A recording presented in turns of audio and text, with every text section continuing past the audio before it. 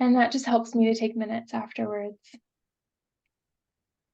So I guess we'll go ahead and get started. I'm sure some more people will roll in a little later. But my name is Alana Todd. I'm the Senior Environmental Planner at the Tampa Bay Regional Planning Council, and welcome. This is the last meeting of the year for our Stormwater Management Public Education and Training Committee. So first thing on the agenda, and I added the agenda to the chat if you don't have a link accessible to you. First thing, let's go into some introductions. No, I think we did this at the last meeting, but it's always helpful. I see some new faces. So let's go around really quickly and just say your name and what organization you're with, maybe your title. And then we will go ahead and get started with the rest of our agenda. So I went first. Scott, you want to go next? And I'm just go around the room with what I see on my screen. Sure. Hey, good morning. Scott Stevens, FDOT, District 7. I'm the NPDS coordinator / maintenance environmental specialist here in the District 7. So we have 5 counties, starting Citrus, Hernando, Pinellas, Hillsborough, and I left out one, Pasco County, I believe. So welcome, and looking forward to this meeting. Thanks, Scott. Jillian? Yeah, so hi, my name is Jillian Polino, and I am a fellow with the Tampa Bay Regional Planning Council. And this fellowship is through the National Academy of Sciences Gulf Research Program and Fellowship. And when I'm not a fellow, I'm a 4th-year PhD student at the University of Tennessee, studying civil engineering and also focusing on stormwater management. So hi. Jillian. Okay, Barbara? Hi, I'm Barbara Dunn with the City of Seminole, and I'm the Stormwater Compliance Technician. Thanks, Barbara. Ivan? I don't recognize us. Hello, good morning, everyone. My name is Ivan Fountain. I'm with the City of St. Pete Neighborhood Relations Department, and we're working on some storm drain projects. So that's I'm actually taking over for Renee Van Sickle. She was previously in these meetings, so I've taken her spot here. Thank you. Great, thanks, Ivan. Glad you're with us. Caleb? Hi, everyone. My name is Caleb Boyan, and I'm a research engineer at the Environmental Protection Agency's Office of Research and Development, and I'm based in the Cincinnati metro area. Thanks, Caleb. Connie?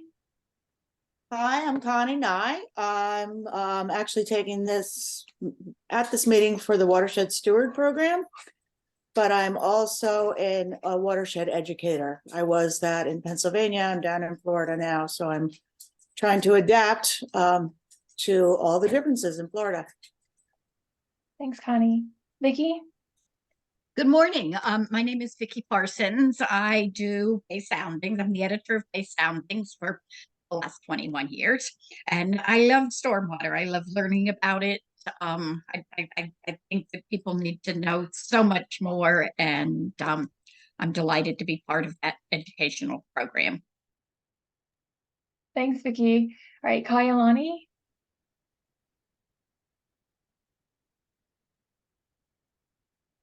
Good morning. I'm Kayalani. I'm with Pinellas County Watershed Protection. I'm here merely to learn and listen and hear other perspectives, as well as be open-minded to see what else I can do to help contribute with beneficial change. Thank you. Audrey? Hi, my name is Audrey Geckner. I'm a research assistant and PhD candidate at the University of Florida in the Soil, Water, and Ecosystem Sciences Department, and I study stormwater ponds. Thanks, Audrey. All right, Michael. Good morning, everybody. My name is Michael Masucci. I work at the University of Florida IFAS Extension in Hillsborough County. I'm the Florida Friendly Program Coordinator. I'm taking on from Paula Staples, who was recently in this committee. And so I'm here to learn mostly about stormwater and storm ponds is what I'm very particularly interested in. It's great to meet you all. Thanks, Michael. All right, Erica? Hi, I'm Erica Moulton. I am the STEM director for St. Petersburg College, and I run the STEM Center And I'm also the director of a small nonprofit, the Center for Open Exploration. And we are currently the partner for Dr. Sylvia Earle's place in Dunedin, where we are working on community gardens and outreach and public education for stormwater and stormwater ponds. Thanks, Erica. Jason? Good morning. I'm with Pinellas County, and I'm the supervisor over the stormwater pond section. I just started about 3 months ago, so I'm fairly new to this. I came from Swift Mud, so I'm looking forward to learning a lot, and I'm happy to be here. Great, thanks, Jason, and welcome. All right, Katie? I'm Katie McMillan. I'm the grants specialist for Pasco County Parks, Recreation, and Natural Resources. And we got some feedback when we last applied for the Stormwater Education Grant about focusing more closely on stormwater. So I'm hoping this will allow me to do that. Thanks, Katie. All right, Anastasia? Hi, I'm Anastasia. I work with Keep Pinellas Beautiful as the engagement coordinator. We do quite a bit in terms of things in conjunction with stormwater environmental conservation. We work with a lot of water goats, so I'm just here to get more of an idea of how stormwater works in Pinellas and Tampa. Great.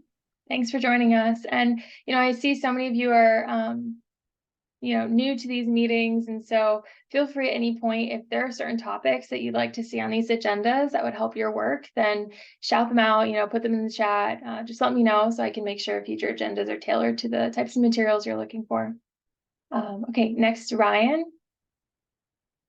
Ryan Reisig, Pinellas County Environmental Management, the Environmental Program Director, Manager for Fertilizer and Landscape, and focus on any nutrient sources and that sort of thing. So thank you. Thanks, Ryan. Christine? Hi, I'm Christine with Pasco County and representing. I do a lot with NPDS. Thanks, Christine. And I see we have two Christine, so let me do the other Christine now. Christine Joyner.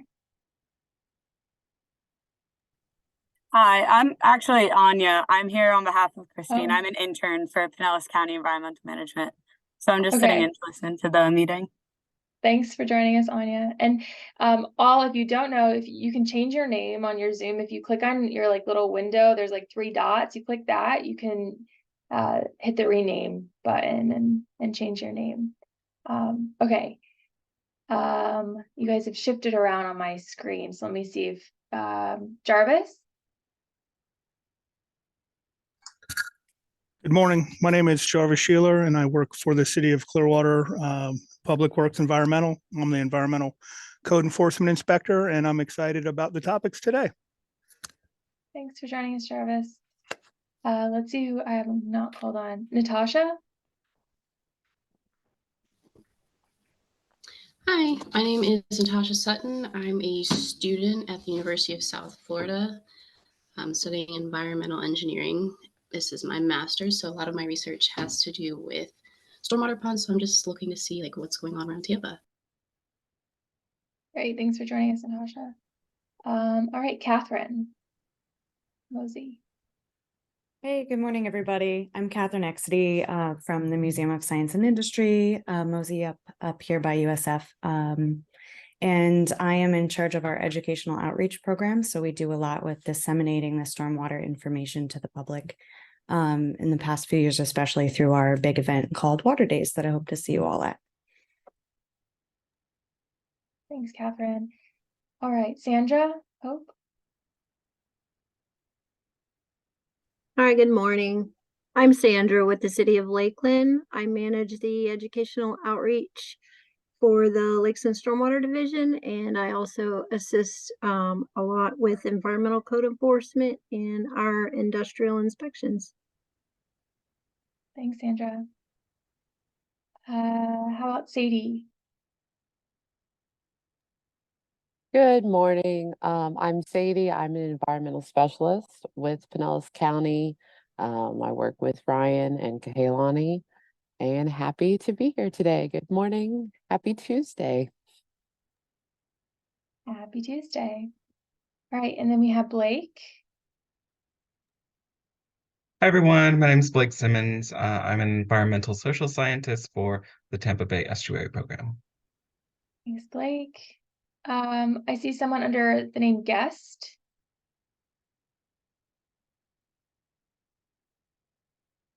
Would you like to introduce yourself? All right, well, maybe drop your name and information in the chat. Is there anyone I haven't called on? I think I got everyone. Okay, thank you so much for introducing yourself. So let's move on in the agenda. First up, we have Caleb with the EPA, and he's going to be talking about their national stormwater calculator and then his program more broadly. So thanks so much for joining us, Caleb. Thank you so much, Alana, for having me. Do you want to share your slides? Yes, let me go ahead and share my screen, and please let me know if you're able to see my screen. Yep, you're good to go. All right, great.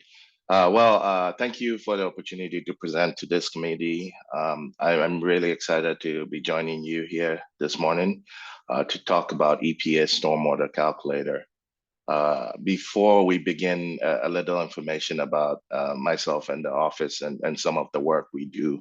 I'm a research engineer at the Environmental Protection Agency's Office of Research and Development. And our office is the scientific research arm of the EPA. So our work is not in the regulatory capacity. And our role is to lead the research that informs the agency decisions and supports some of the emerging needs of the EPA stakeholders and partners, including the various states and municipalities we work with, the tribal groups and community partners. The Tampa Bay Regional Planning Council would be considered part of this group. So I'm really excited to be here. Some of the research I do and we do in our group, my research is focused on developing and applying integrated modeling approaches to large river and lake reservoir systems, and I also do work with collection systems, and the problems that I look at span water supply issues, water quality, flooding, and the implications of all of these things for various ecosystem services. I also do research looking at the so-called smart or intelligent water, intelligent approaches for collection system management. At the EPORD, I also manage the stormwater management model. So some of you may be familiar with the model already. It's called SWIM, short. And this model simulates runoff quantity and quality and in collection systems and routes it through the built infrastructure. So through pipes, channels, it represents storage units, green infrastructure, and all of the infrastructure that constitutes the collection system. My colleague Corinne Risner Friedman, who is not able to join us here, manages the National Stormwater Calculator, which is the subject of my presentation today. Let me dive right into it. So today's presentation, I will focus on providing an overview of the Stormwater Calculator and try to summarize some of its conceptual underpinnings. I also hope to go through an exercise to demonstrate how one would use the Stormwater Calculator to quantify runoff and compare various scenarios, and also look at the implications of various low impact development approaches under various climate change projection scenarios using this tool. And I don't know, maybe I think it'll be appropriate to just feel free to stop me at any point if you have a question, or you could type it in or hold it off to the end. I want this to be as interactive as possible, so feel free to chime in with questions as I move along here. So what is the National Stormwater Calculator? It's essentially a high-level planning tool for estimating changes in runoff for a small site. So typically you're looking at sites under 3 or 4 acres. And it's a tool that would allow you to estimate runoff, as I said, under various. And can you still hear me? My microphones went off on me. Yeah, we can still hear you. All right, let me take this off. Can you hear us? Can you hear me? Yes. Can you hear us as well? Yes, I can. Okay, great. Yep, you sound clear. All right, great. Its calculations are underpinned by the EPA SWIM model that I mentioned earlier. And it leverages various nationwide remotely sensed and derived geospatial data sets to do its computations. It provides an engine for estimating cost as well, so that you can use it as a high-level screening tool to look at the cost of various alternatives. And then finally, the tool also allows you to evaluate various climate projections and their implications for runoff at that particular site. So in the next couple of slides, I'll just go through some of the components of the stormwater calculator. So the first input that you would encounter is the soil layer. So here, you have the ability to specify the infiltration capacity of the study area by entering it manually or using data from the USDA's Soil Survey Geographic Database, SURGO. You can also simulate the topography of the terrain in the area by either inputting it manually or retrieving the slope information from SURGO. And then the calculator also calculates continuous evaporation and runoff for a specified period using hourly precipitation and temperature from NOAA's National Centers for Environmental Information, historical data set, or NASA's land data assimilation system.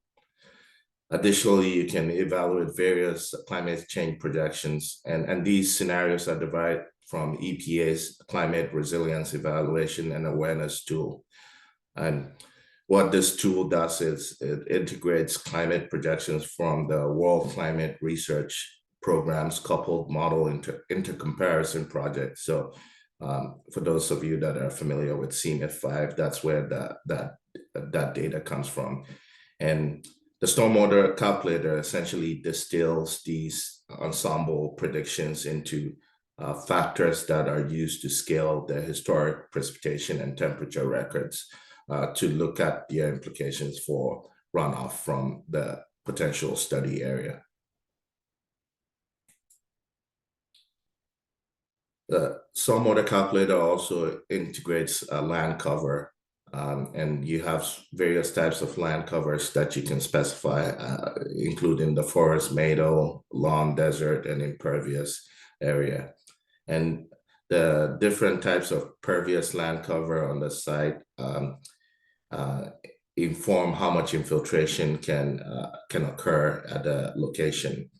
So these different types of surfaces capture different amounts of rainfall on vegetation or in the natural depressions, and have surface roughness that can either slow down the flow over the landscape and provide opportunities for infiltration.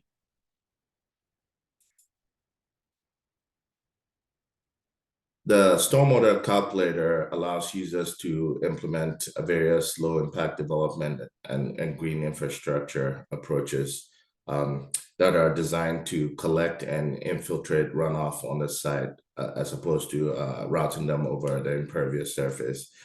And there are several of these controls that can be implemented in the calculator.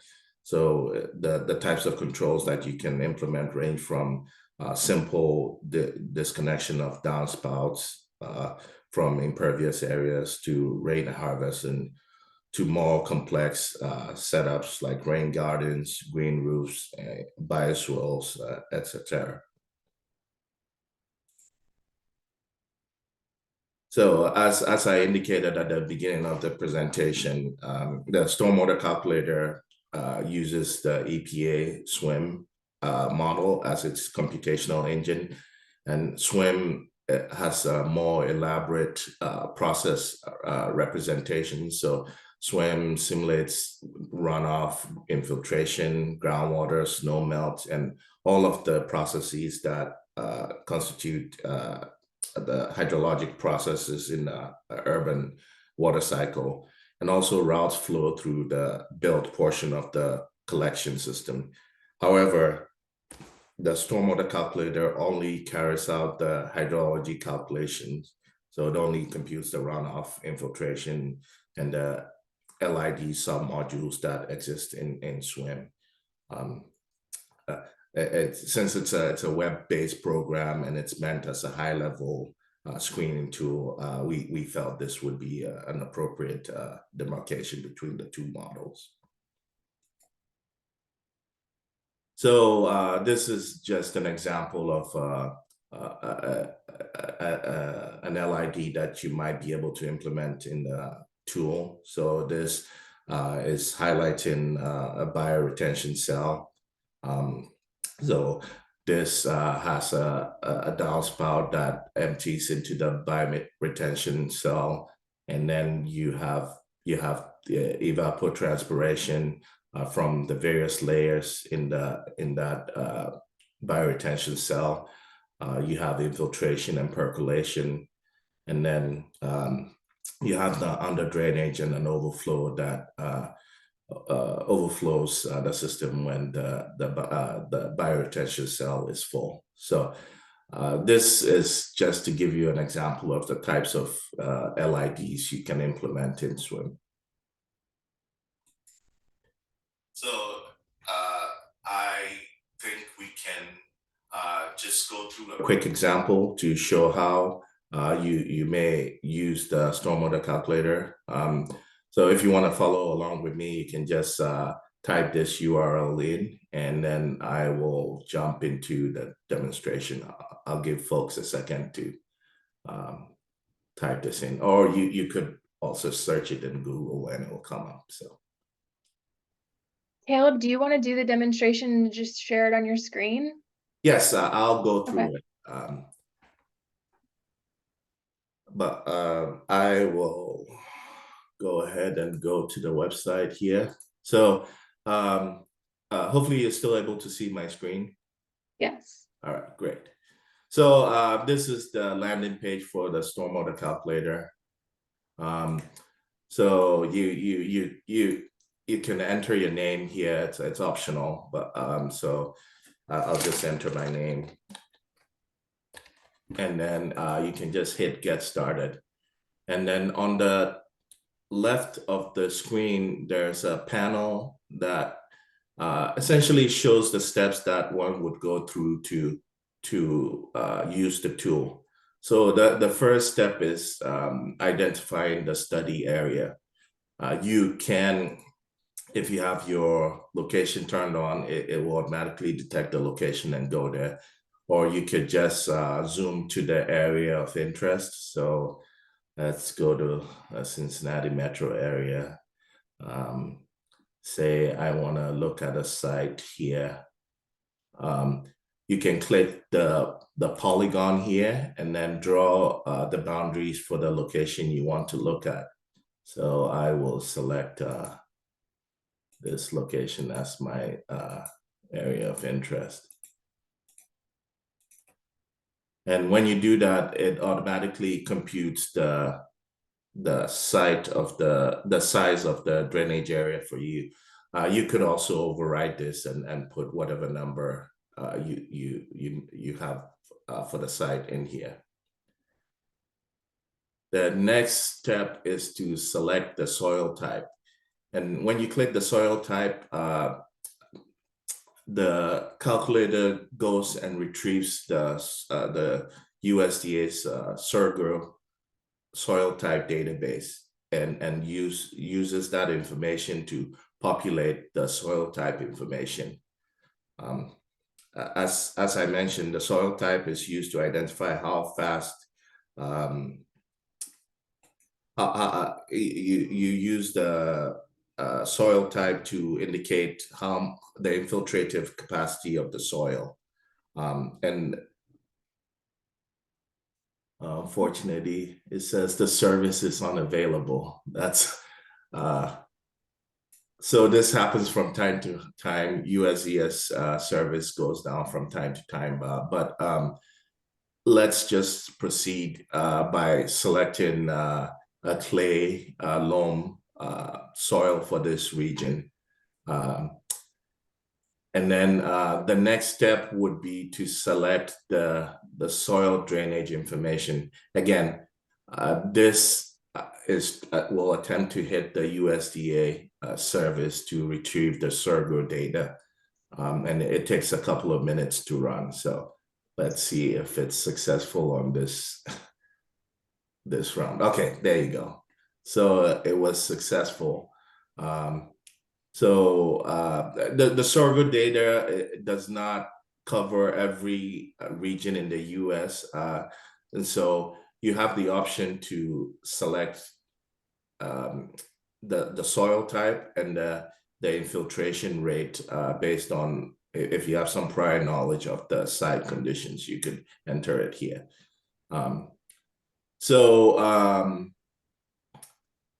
And then you have this option to turn off the soil type data too, so that it doesn't obscure the map that you're looking at. So it appears because of the error in retrieving the data the first time, it moved me out of my study area. So I apologize. Let's start from the beginning again. So let's go to Cincinnati and redelineate the study area. Oh, it's still in there. It just zoomed to a different location. All right, so let's go back to the topography. From the Sorghum data we downloaded, it's able to estimate the slope for you, but you have the option of selecting the steepness of the site yourself. So we'll go ahead and keep the 5% slope that is selected as the default. So the next step in this exercise is to select the precipitation and temperature information that will be used to drive the model. So once you click that model, it shows you the rain gauges, the closest rain gauges to the site that you're looking at. So it selects 5 of them. And so we'll just go ahead and select one of them. And then we select the weather station that will be used for the temperature. In this case, I'm going to select the same one. And you have the option of downloading the data so it's nearly 20 years of data that you can download locally to analyze as well by clicking the download buttons here. So once you've selected the rainfall and temperature gauges that you want to use, you go to the next step of selecting the climate change scenarios that you want to look at. So as I mentioned in my presentation, we've tried to distill down the various climate projections into parameters that most users can understand. So when it comes to the temperature, you can select no change. So this essentially used as the historical data, or you can select a hot scenario, a median scenario, or warm and wet scenario. When it comes to the storms, you can select no change as in the temperature scenario, or a stormy or less stormy scenario. And then for the projections themselves, you can look at the near term and then into the 2035s or the far term scenario.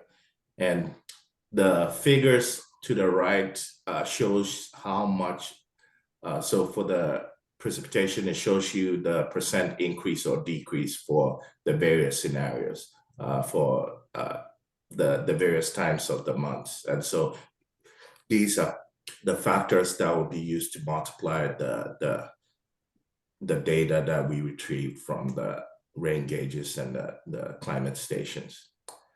So this is the example for the precipitation. The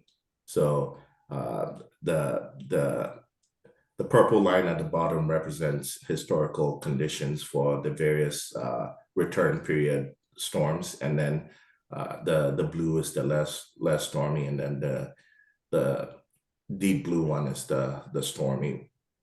So let's go ahead and keep the climate scenarios as the historical data.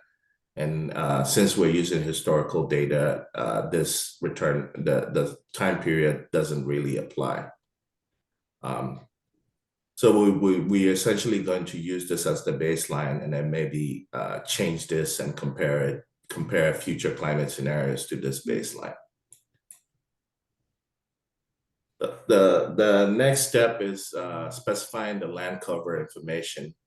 So in specifying the land cover, you have the option of specifying various fractions for the pervious area, and then the remainder will be the impervious area. And so and we have pictures here that you can click on to indicate, if you're in doubt, get a sense for what these land cover types look like. So for the site we are looking at, let's zoom in again. So say we select maybe 20% forest, and then the lawn is maybe 10%. Or maybe 15%, and then maybe 10 for the meadows. And so and then the remainder will be the impervious area that would be used as the runoff from the impervious areas where the LIDs will be applied.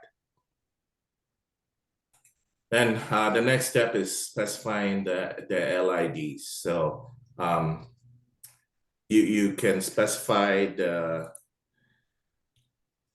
various LIDs that you want to apply. You can elect to apply any mix of these LID controls by simply telling the calculator what percentage of the impervious area is treated by each type of control. And then at the bottom, you have the option to specify a design storm to assist you with the sizing of the selected LIDs. So let's start with the design storm. Let's just say we want to design for the 2-inch or maybe the 3-inch rainfall scenario. And then you select the fraction of the impervious area that you want to treat with this. So say we want to do 20% disconnection. For each of these LIDs, you can click it and select parameters that are associated with that particular type of LID. So in this case, for the disconnection, there's a capture ratio that you can select. And then for each parameter, we have this dialog that describes what the parameter means. So the capture ratio in this case represents the ratio of the pervious area receiving the runoff. such as lawn area to the impervious area that generates the runoff. So here, let's just keep it at 50% to 100% to see what the implication is. And then for rainwater, let's do maybe rain harvesting, let's do 30%. And then let's do the rain garden as 20%. Again, you can click on any of these and then select parameters that are specific to that particular LID. And we have text in here that will describe each of the parameters so that you know what they mean and how to use them. So let's go to the next step, which is the cost portion of things. Here we have a cost in utility that's been developed to estimate the cost of the various LIDs that have been implemented. It uses the Bureau of Labor and Statistics data to compute regional adjustments as well. And so based on where you are, it will select the closest region to you. And then I think if you click this link, it shows the various regions on here. And so you can select one of these regions and then it automatically selects the regional multiplier. So I'll just select one, but if you're not sure, you can select the national, the other, and then select your own multiplier. And what this does is essentially multiply the national cost with the regional multiplier. Admittedly, these costs were developed, I think, in 2022, and so they're a bit dated. But with the multiplier, you can adjust them accordingly. And if you're doing a relative comparison, it will give you some sense of what the cost differences would be looking at different LIDs.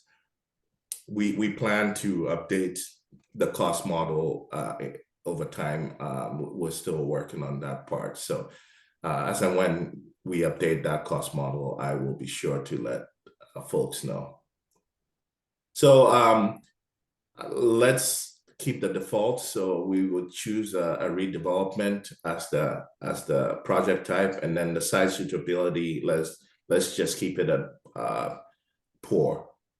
And then the final part of this is selecting the years of data to analyze.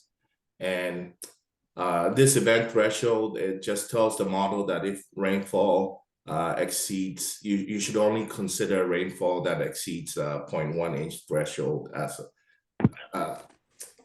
one that could generate runoff. So let's keep the default. However, to make sure that we're able to run this in time, I'll change this to 5 years. And then that's essentially it. To run the model, you hit the refresh button, and hopefully it takes a couple of seconds to run this. And once it's done, it will summarize the results and allow you to analyze it along various dimensions. So I will take a break here, and while this is running, I can answer any questions. If folks have questions on the call, I can answer it. Are there any questions for Caleb?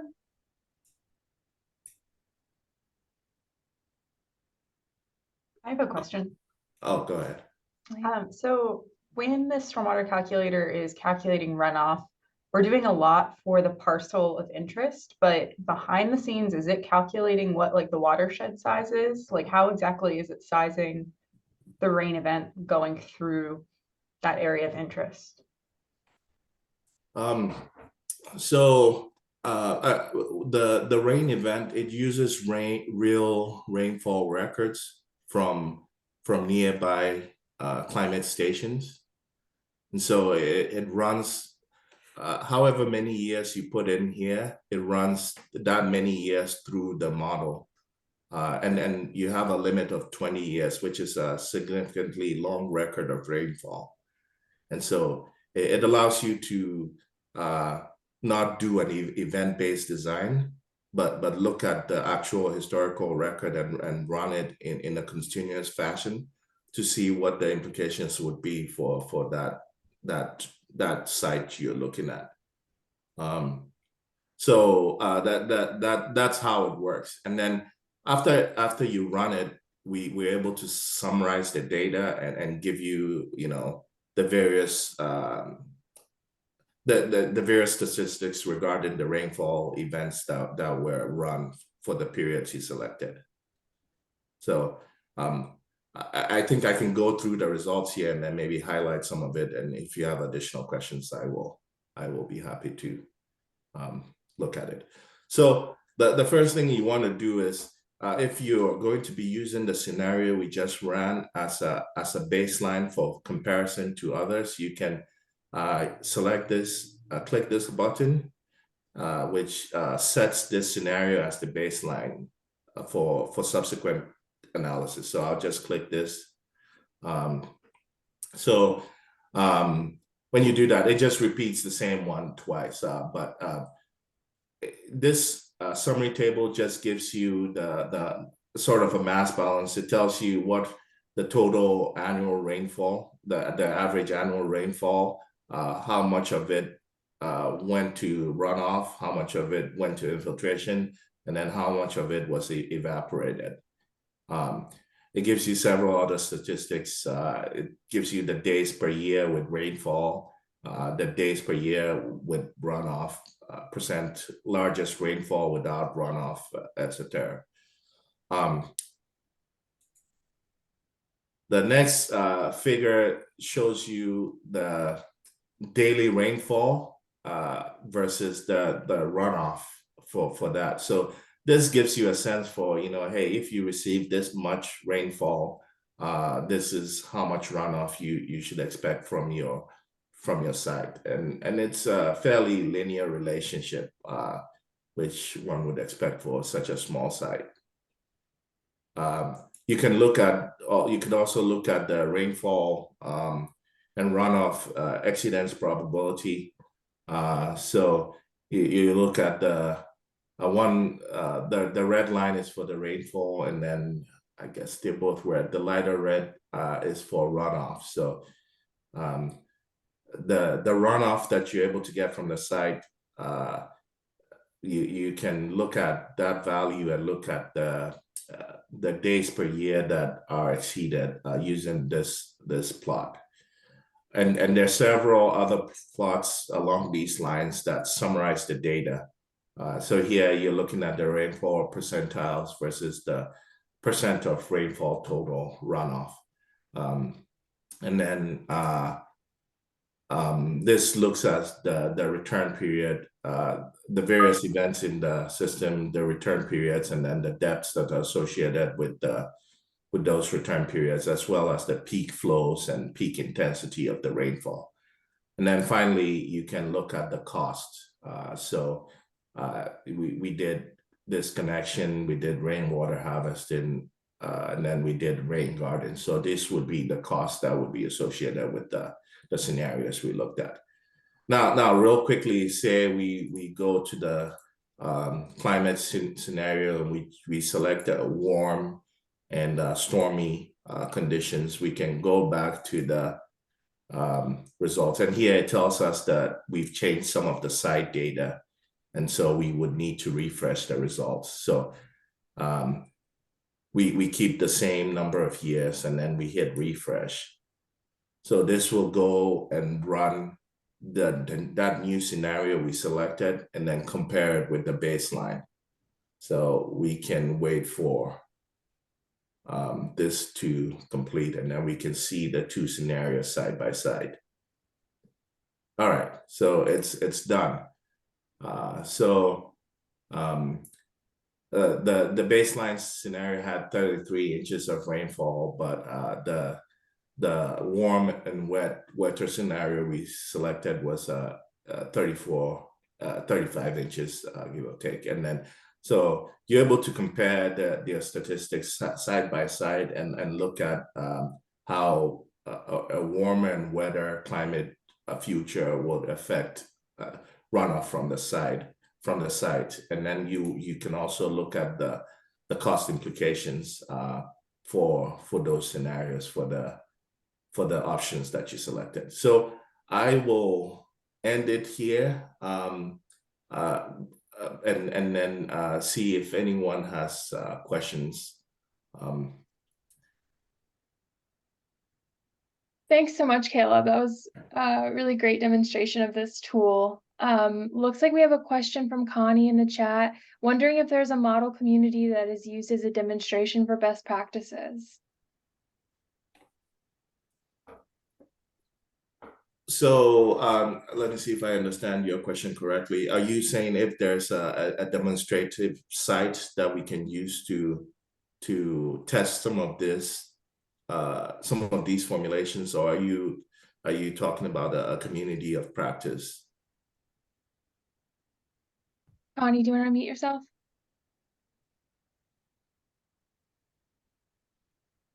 Yeah, I'm looking for something. I know out in California they had a demonstration home with all the best practices for like energy and things like that. I'm wondering about a demonstration site that people could go to and see all of these practices on a model.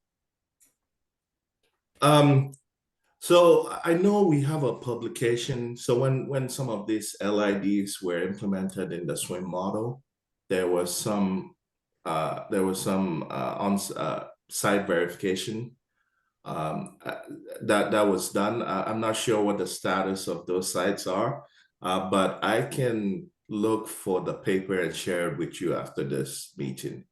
And within the EPA, I'm relatively new. I've been at the EPA for 7 months now, but I know that there have been several studies along these lines that have gone and implemented some of these at locations and evaluated their performance. So I can follow up with you after this call and give you some more information.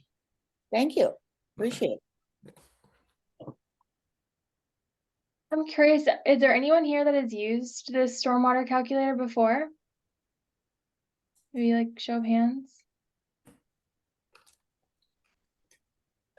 I don't see any.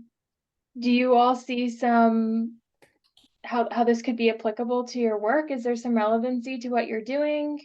Trying to minimize stormwater? Could this maybe be a helpful tool for you? To say something.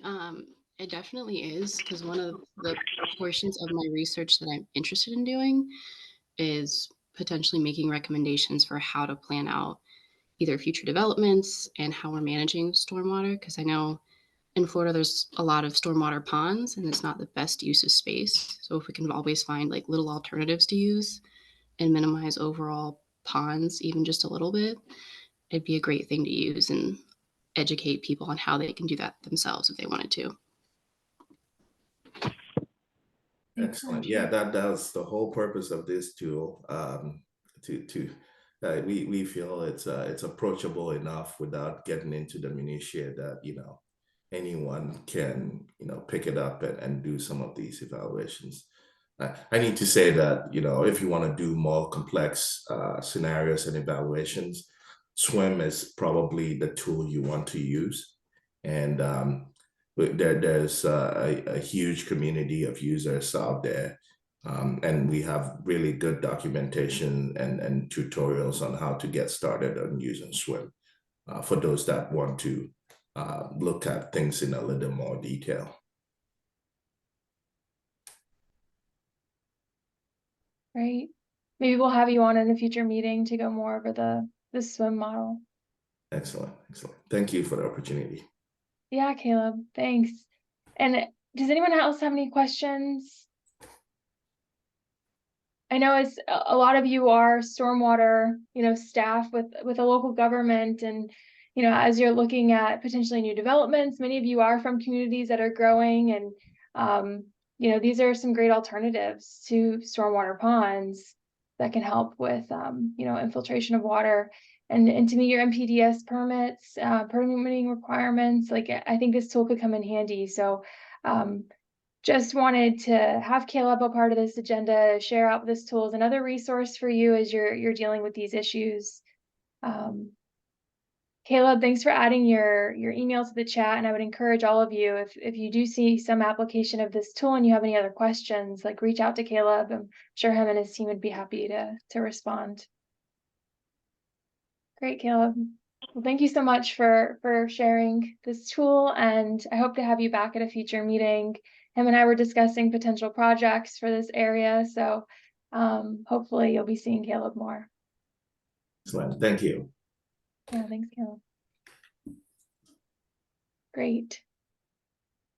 And I see people echoing in the chat, glad to have this new tool. So great. Alrighty, well then we're going to keep going on with the agenda, learning some more about stormwater and stormwater ponds. So next up we have Audrey. She's going to be covering a little bit of her research. She's in a PhD program there at the University of Florida. And so she's been finding some neat findings regarding stormwater ponds that she'll be sharing. So Audrey, do you want to start sharing your screen? Yeah, just give me a moment to get it set up.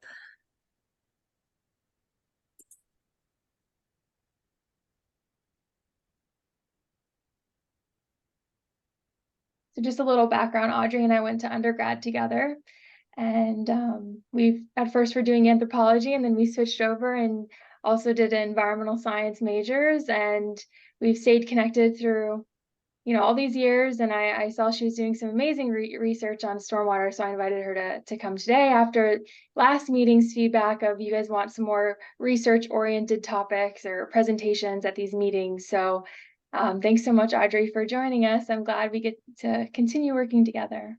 Yeah, thanks for inviting me. Can you just let me know if you can see my screen? Yep, you're good to go. Cool. Okay, so thanks for the introduction. Yeah, my name's Audrey. I'm a PhD candidate at the University of Florida, and I study ecosystem processes and microbes in stormwater ponds and how pond discharge might impact streams or rivers that receive pond discharge. So as we all know, stormwater ponds are constructed in developed landscapes to retain floodwater and to filter sediments and nutrients or pollutants from stormwater runoff before it ultimately ends up downstream. And like somebody else mentioned, there are a ton of stormwater ponds in the state of Florida. They're mapped here in the color blue, and they cover up to 1% of the area. I think the low end of that estimate at the time that this paper was published was 76,000 ponds. I think there are probably quite a few more now. And we have so many of them, but we don't really know a lot about the biological and chemical processes that are occurring within the pond.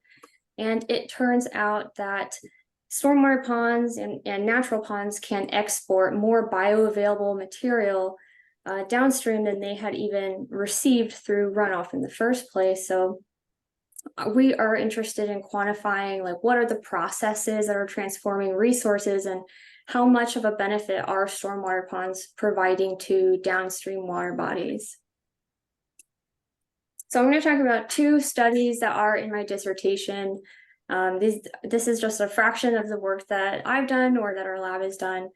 But the first study is focusing on what's going on inside of the pond. So we look at nitrogen cycling. We specifically focus on 2 nitrogen cycling pathways of the many that exist, but these are some of the 2 biggest ones that can occur in freshwater bodies.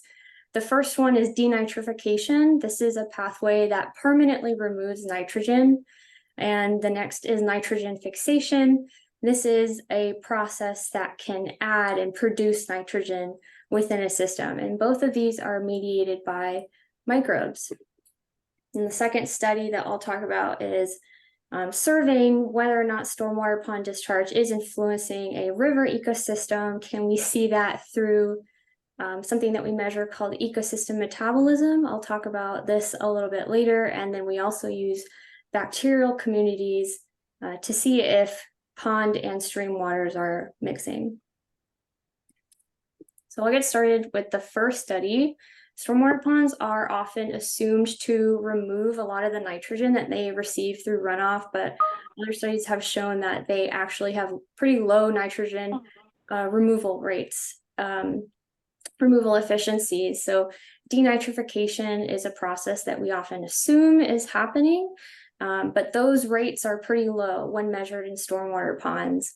And nitrogen fixation is a process we know happens in other lakes and ponds, like naturally occurring ones. But we don't really expect nitrogen fixation to occur in stormwater ponds because it takes a lot of energy for bacteria to fix nitrogen. So they would much rather use nitrogen that's readily available in the environment. So if there's nitrogen coming in through stormwater, then we would think that bacteria wouldn't want to fix nitrogen. But something that is similar between both of these pathways is that they change N2 gas. They are the only processes that can influence N2 gas, and so we can use that to our advantage. So we'll go out to our ponds and lakes and collect water samples to look at the concentration of N2 gas. And when we do that, we compare it to how much N2 gas we expect to see in the water based off of established gas equations. And based off of what we know about how these change N2 gas, then we calculate this ratio. And when the ratio is below 1, then we know that there is more nitrogen fixation going on compared to denitrification. And when the ratio is above 1, there is more denitrification going on. So below 1 is net nitrogen production, above 1 is net nitrogen removal. And then in the study I'm about to show you some data for, we compared data from stormwater ponds to naturally occurring ponds in an undisturbed watershed. And before I show you some of those results, I just want to explain this figure. So the x-axis is the N2 saturation ratio, and I just need you to remember this one line. Everything below that line is net nitrogen fixing, everything above that line is net denitrifying, and then we have the frequency on the y-axis of how many times we see those observations. So when we compare stormwater ponds to naturally occurring ponds, a larger proportion of data from stormwater ponds is actually indicating net nitrogen fixation. So this shows that there's definitely nitrogen fixation going on compared to naturally occurring ponds, where a large proportion of the data shows that these ponds are more likely to be removing nitrogen, which is something that we would want to see in stormwater ponds, but they're actually equally likely to be found producing more nitrogen than removing nitrogen. So why would stormwater ponds be producing and fixing nitrogen if they receive so much nitrogen from urban watersheds through runoff? And we think there are two things that really contribute to this. One of them is the form of nitrogen that is delivered through stormwater runoff. It is in a form that is not readily available yet. So it takes some time to break down and be converted into an available form, but it's not in the runoff, it's in an organic form. And nutrient uptake. So when we go to ponds and we collect samples, even if they're really green, we often see low concentrations or non-detectable concentrations of nitrogen in bioavailable forms. And that's because as soon as it makes its way into a pond, it's like rapidly sucked up into plants and algae. So ponds can receive a lot of nitrogen, but still be nitrogen limiting, which would cause these bacteria that fix nitrogen to produce more. And then we also looked at samples from different locations in the water columns. So we collected samples from the surface, middle, and bottom of the water column, and we found that most of the net nitrogen fixing samples were from the bottom. So this to us indicates that a lot of the nitrogen fixing and nitrogen producing activity is probably coming from the sediments. There are some organisms that can live in the surface of the water that fix nitrogen too, but we think the sediments is probably making a larger impact to nitrogen production in stormwater ponds. Okay, so now I'm going to move on to the next study, which kind of goes outside of the pond. This is the Braden River in Bradenton. So we worked on the Braden River, and we have 4 stream sites for this study I'm about to talk about. We have a headwater site that is before a lot of stormwater ponds that does not receive any pond discharge. And then as we move downstream, we have 3 urban stream sites. And then we have 3 randomly selected stormwater ponds. And in these sites, we estimated ecosystem metabolism for each day of a year. But what is ecosystem metabolism? So it describes the production and consumption of organic matter or carbon, and it represents 2 processes, that's photosynthesis and respiration. So we can estimate these 2 processes using these sensors that we deploy in the field. So these sensors measure dissolved oxygen and temperature, and then we also need to measure atmospheric conditions. So we put up these weather stations. And then for each day, we're able to estimate gross primary production, which is that photosynthesis and production of organic matter, and respiration, which is the consumption of that same organic matter. And we're able to do that with dissolved oxygen using 5-minute interval data that we collect with the sensors, and dissolved oxygen is involved in both of these processes. So that's why we're able to use DO. And then at 2 points of the year, we went and sampled for the bacterial community structure. So we did this in a wet season and a dry season. And what we expected was that during the dry season, pond and stream bacterial communities would be very different. And then in the wet season, when ponds are expected to discharge into the stream, we expected pond or at least urban stream sites and pond sites to be more similar. And so bacteria are the guys that are really driving the biogeochemical processes that I keep talking about. And they're really great source water indicators. So before I show this data, I'm going to compare it to this figure here. So this study was a meta-analysis that looked at gross primary production and ecosystem respiration in a ton of different freshwater bodies. The units are in grams of oxygen per meter square per day, or you can convert these to units of carbon. And this here is the 1-to-1 line. So this is saying that for every unit of organic matter that is produced, it is all equally consumed by respiration.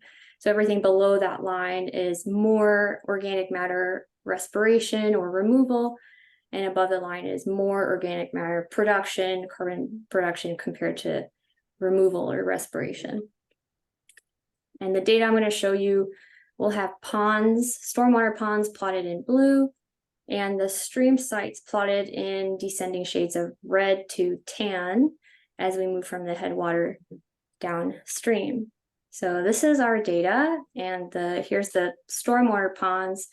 The stormwater ponds cover the same area that is covered by natural wetlands and ponds, and then quite a lot more. So this is showing us that stormwater ponds are really productive. They produce a lot of organic matter compared to naturally occurring ponds.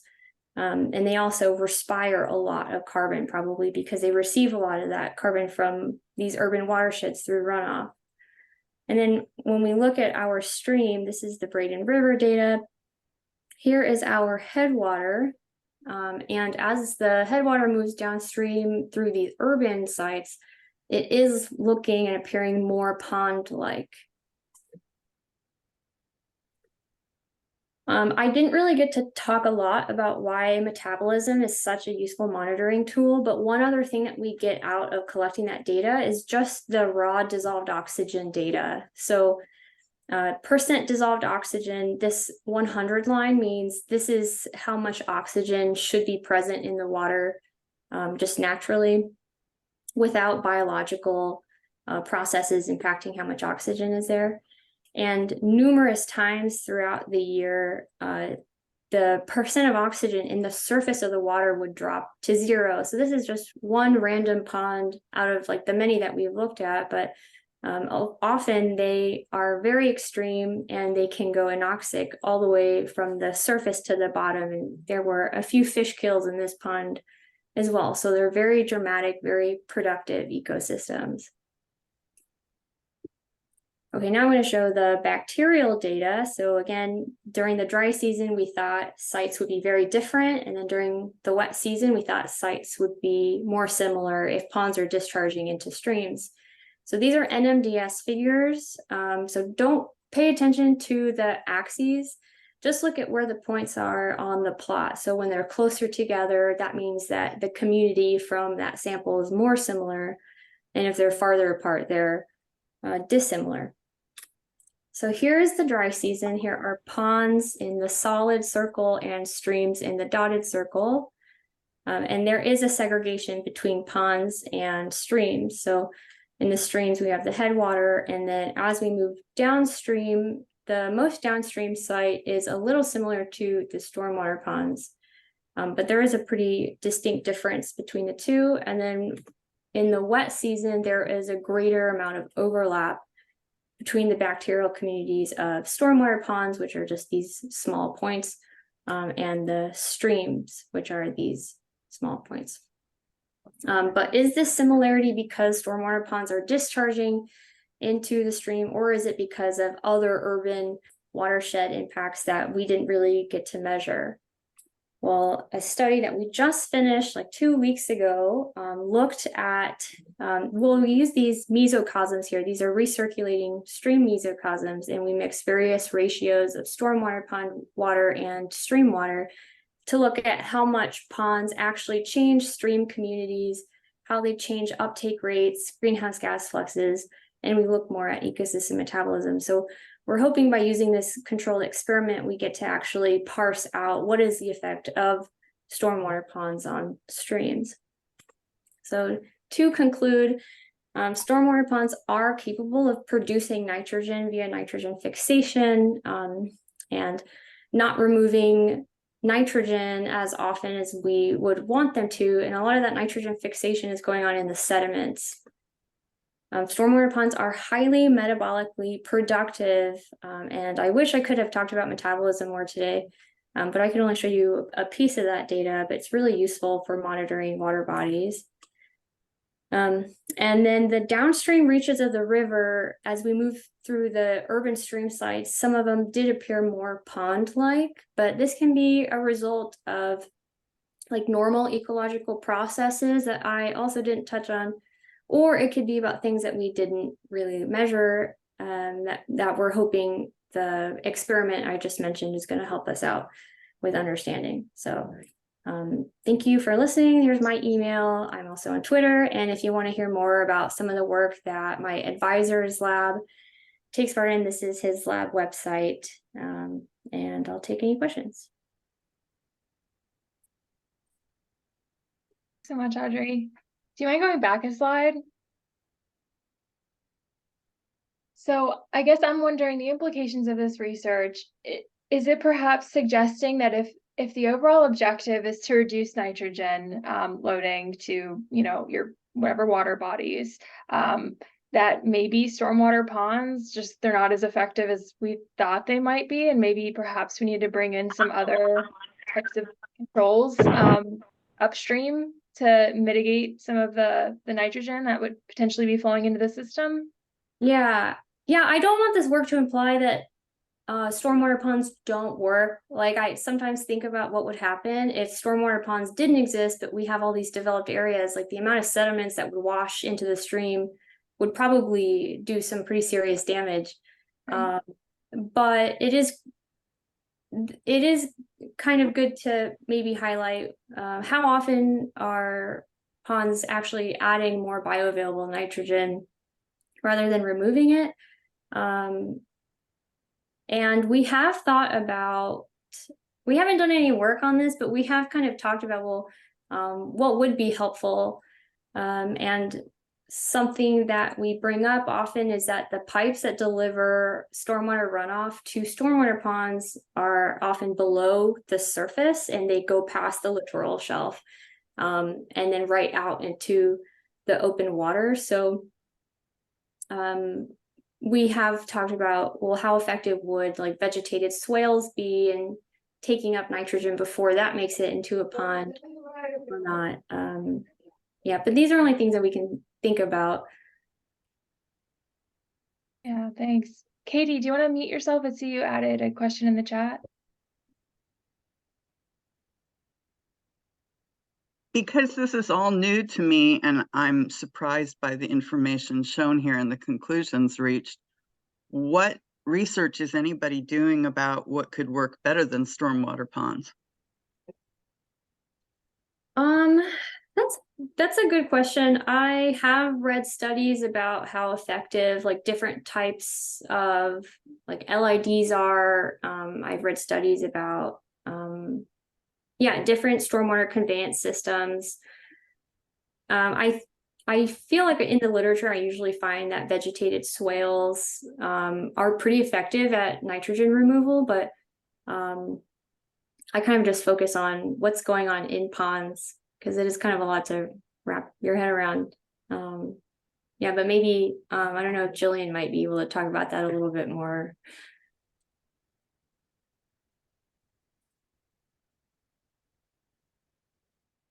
Yeah, I am actually like, I don't want to say like surprised, but I guess like maybe it's not so much that the ponds aren't working, but like the inputs into the ponds and their actual like efficiency at various health stages is just important. And Yeah. it's just so complex, you know, because like what you're saying, we don't want to say like they don't work because they do. Yeah. It's just maybe under certain situations and to like what effect. But yeah, that's very, very interesting stuff. I really like your figures. They're beautiful. Thank you. I see some other questions, comments in the chat. Does anyone want to speak up? Lara, I see you're adding a few things in there. Do you want to chime in? Sorry, I did not realize I was unmuted as my boss is calling me and all the things. I was literally just watching a stormwater presentation by some UF researchers, so I was just adding in some information. But yeah, I've been seeing things over the past couple of years just kind of alluding to the fact that stormwater ponds, I mean, they do some nutrient removal, but it's definitely not what they're credited for. There's plenty of research to support that. I mean, their main, purpose is to store water, kind of like flood control. Secondarily is the nutrient removal. So there's many things to kind of factor in, but I know they just got a big research funding to look at best management practices. Like if you did vegetation around the pond, or if you just had kind of a no-mow zone, like these kind of different, what they're calling BMPs, and then how that might have impact for perhaps actually doing more nutrient removal. So they just need to be managed, and they're not, and that's a huge problem. Yeah, I think my advisor AJ Reisinger, he does a lot of work with stormwater ponds too, and I think he might be a part of the different BMP efforts, and he also just got an NSF grant to do a lot of work on looking at what all of the processes are that are going on in stormwater ponds. And your comment earlier about nutrient removal, yes, that is like a secondary benefit that they provide. I think the primary purpose of them is for floodwater retention. And they're actually really, really efficient at removing phosphorus. Phosphorus has much less biological pathways, so it's actually pretty simple, and then it settles out into the sediments really effectively. Whereas nitrogen, like it can just be changed in so many different ways and be converted into so many different forms.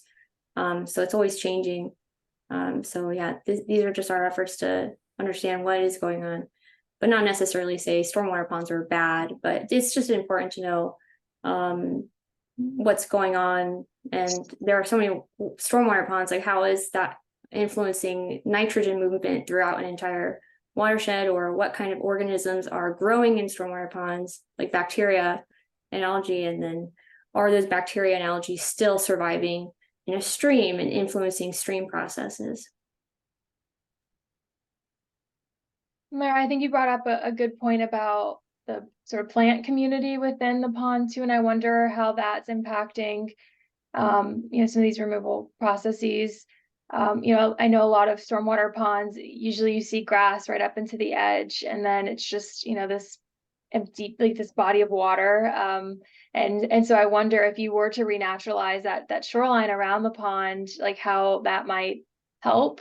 But I had a long conversation with Ryan about this with Pinellas, and he's talking about like property rights and how homeowners they like the grass, they like to mow up right to the edge, and so it'd be difficult if that the best practices are to plant a more native plant community around the edge, how that actually plays out in the real life, and whether homeowners would be willing to take care of those.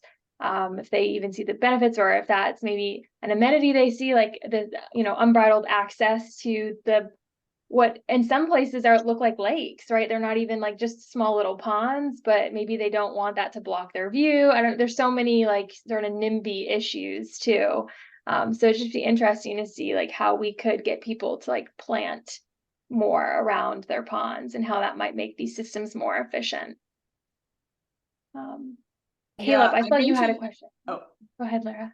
Sorry. No, I was just gonna, if anyone knows, I asked Dr. Evan Bean, who does work with AJ. I'm jumped on late, so I missed that part. But if they were going to be researching the erosion impact of the ponds, like you're talking about, Alana, like, yes, there might be property right issues, but you're also losing your property like pretty quickly if you're not having any plants around. So I think that, like, I'm trying to think about what would motivate people. And it's like, well, if your house is going to fall in the pond in, 10 years, that might motivate you to do something.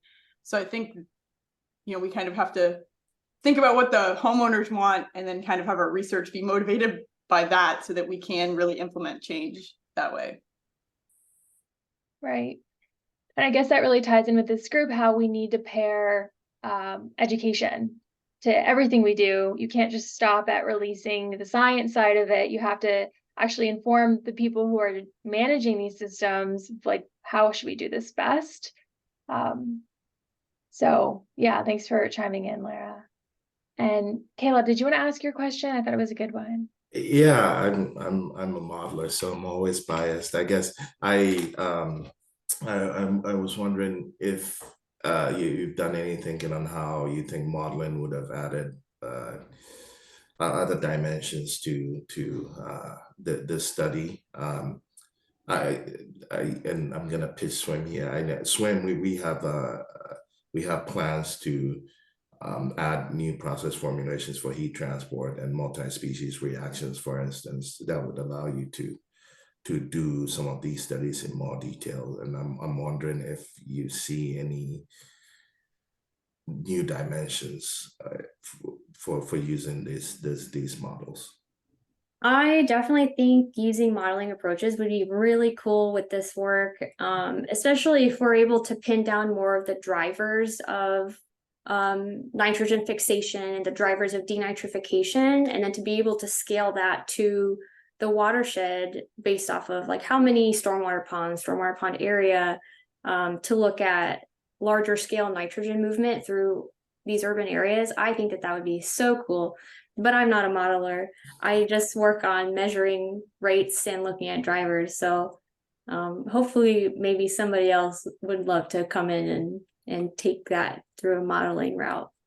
Yeah, I mean, that's some of the research I'm looking to embark. Yeah, oftentimes, we look at these things at the local scale. What is the watershed wide implications for some of these will be fascinating to look at. I agree. Thank you. Hey, Elena. Yeah. Can I jump in there? Of course. Yeah, absolutely. So fascinating presentation, Audrey. I appreciate that, and I'm gonna have to reach out to you in the future to pick your brain on the subject matter. But so I have multiple aspects of my position to where we do have are stormwater ponds that are located within communities. We have vegetation growth issues. We have budget restraints to how we manage our ponds. And we also have a lot of ponds, right? So I think in District 7, I've got around 980, about 10,000 through DOT statewide. So we do store a lot of water and process a lot of water. I don't feel like department is a big contributor to the nitrogen, but we process it's through the system, right? So I'm looking into future research to see if what we are doing at the time is the appropriate method to managing our stormwater ponds. As in right now, at least in District 7, we have kind of had the step back and let naturally vegetation take place and uptake. But when you get to a point to where I'm concerned about storage capacity and also the amount and accumulation of sediment. So my question for one thing I want to point out was I'm kind of a water sampling nerd. So that meniscus that you showed on that 40 milliliter vial, very nice steady hand there.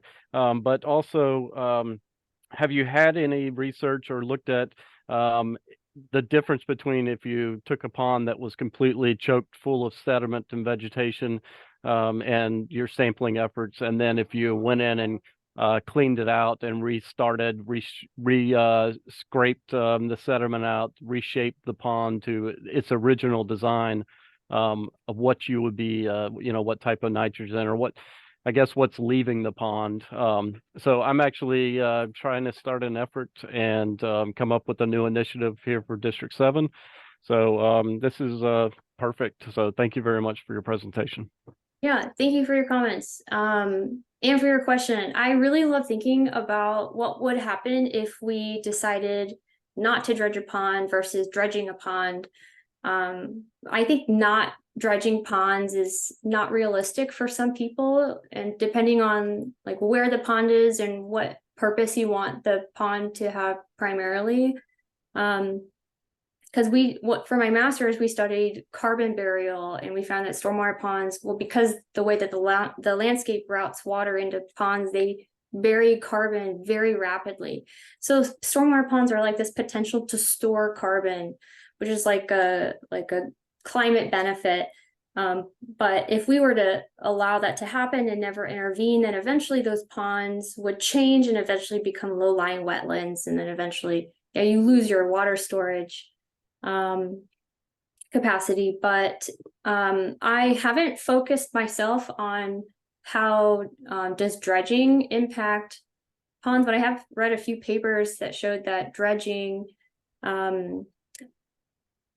can or has been seen to kind of stimulate algal blooms pretty quickly after, because you're like mixing up all the sediment, you're like almost completely changing the water chemistry and then resetting sediment chemistry. So it kind of like freaks out the pond and all the organisms that are in it. So you can have some pretty drastic changes to the biology of the pond and potentially get algal blooms pretty quickly. I know sometimes people dredge not just for increasing water capacity, but they'll dredge because sometimes sediments are a source of nutrients.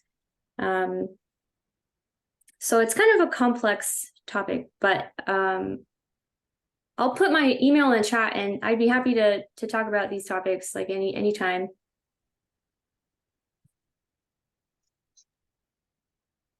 Thanks, Audrey. And I see some more questions in the chat. Barbara, you asked, did anyone else have stormwater ponds affected by tidal surge when Adalia went by?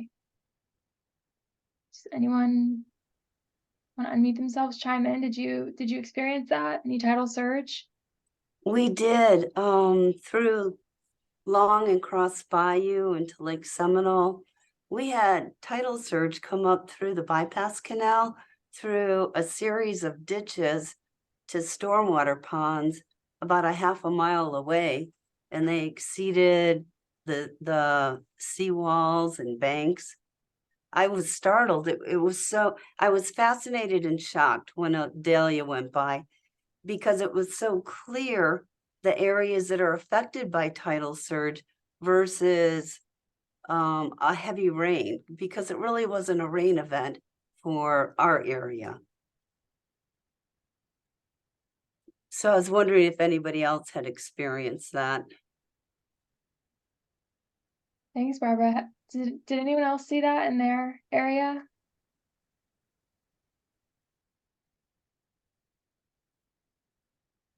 Anywhere else in Pinellas County? I don't see Heather on the call from Tampa. Anyone else want to chime in?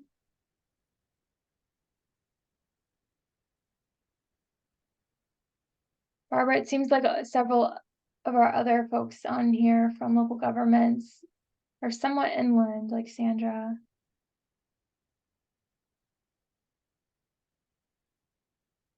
Jarvis, did you see that with Clearwater at all? No, I did not. Okay. And Lara asked, how were the ponds impacted? Barbara, do you want to answer that? Did you see any impacts from? Sure, the levels went up, oh, probably more than 2 feet. And I had spoken to Stacy Day with Pinellas County to sample the water to see if it was brackish. There really wasn't an explanation except the tidal surge for why the area flooded. The levels have retreated, they went back down.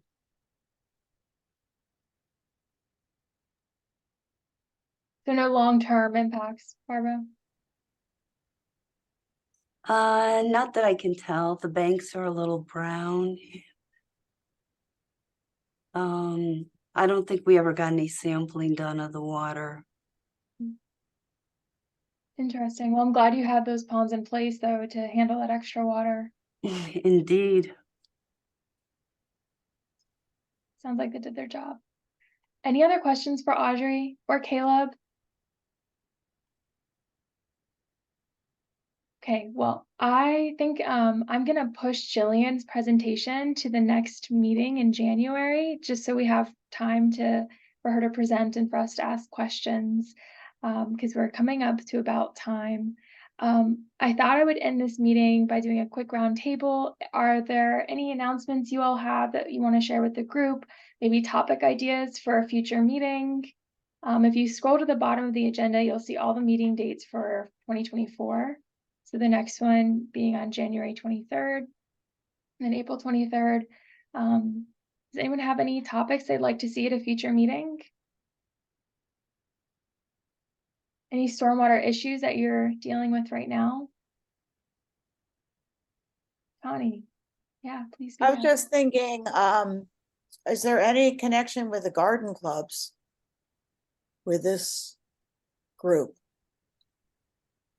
I just thought I can that certainly invite them. Yeah, that it just seems like a natural combination that could work on some of these issues and be a source of education. So Certainly. Is there any topic in particular that you had in mind? well, I'm thinking about, you're talking about the vegetating the stormwater ponds and just in general, all the best management practices for increasing infiltration on a property. Gardens, rain barrels. Okay. Yeah. Just a thought. Okay.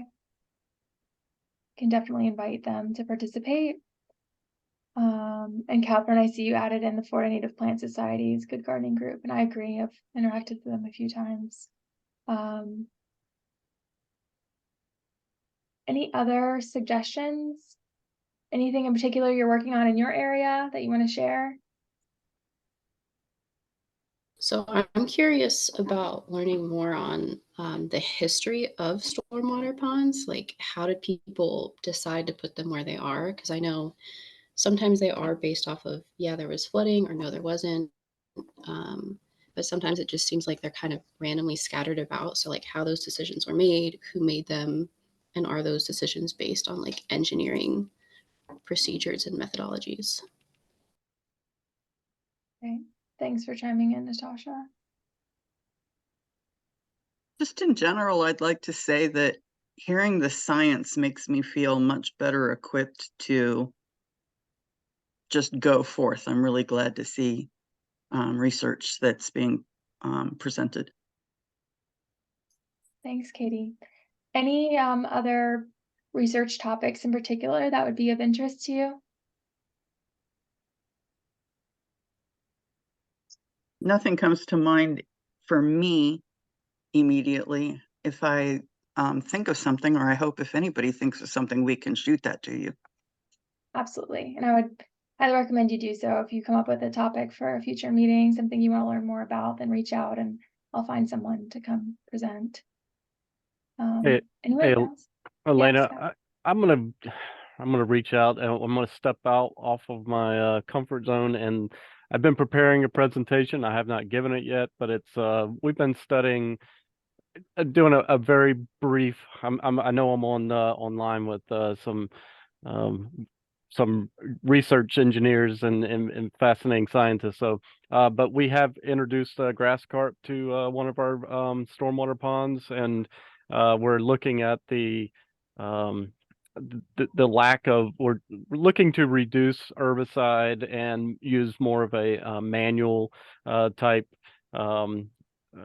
resource to cut down on some of our aquatic vegetation.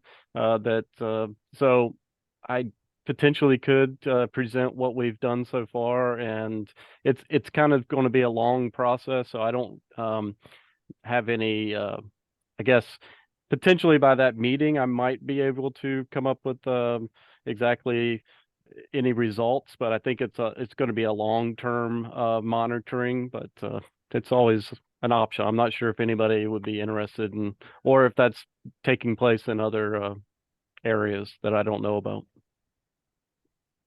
No, Scott, I think that would be a good meeting topic. And you're talking about the carp in the ponds, right?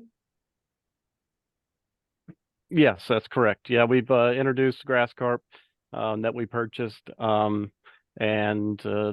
they've got 3 chromosomes, so they cannot reproduce, but we still had to work with FWC in order to get this done. So yes, we're introducing, well, we've introduced it into one stormwater pond. Potentially, we're going to introduce it into more. Right. Would that be of interest to you all? Yes, thank you, Alana.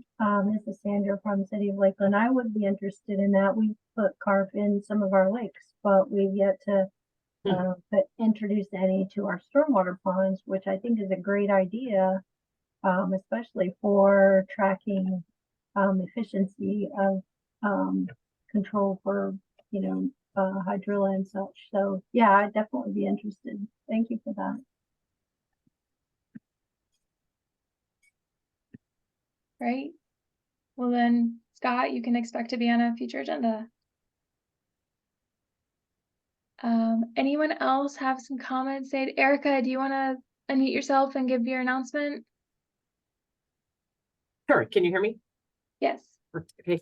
Yeah. So if you're interested in the stormwater pond and the work that we're trying to do at Dr. Earl's home in Dunedin, we have a work day or visitation day if you're not interested in working, but you just want to hike around.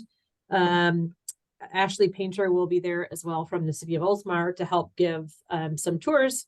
And you can see the stormwater pond there and the work we're trying to do to mitigate a little bit of the duckweed and restore the area naturally. And that address is 527 New York Avenue. It's in Dunedin. I posted it in the chat.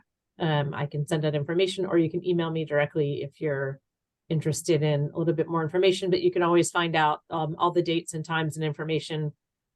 We use at Farm 527 on Facebook if you're interested in stopping by. The cleanup event will incorporate the scuba knots. If you're interested in seeing some of the young people who've been working on stormwater issues, we're working with that group. And then we are also working with the computer group Know Before. They have an entire sustainability department, and they are actively working on everything from bees and agriculture to stormwater information when their volunteer corps goes out. So they'll be there that day as well. Erica, what do you all think about maybe having a field trip for one of our future meetings, like the April meeting? We could meet out in the field somewhere. Can I have a quick show of hands? How many of you would show up to the meeting if we had it, say, in Dunedin at that Sylvia Earle's property?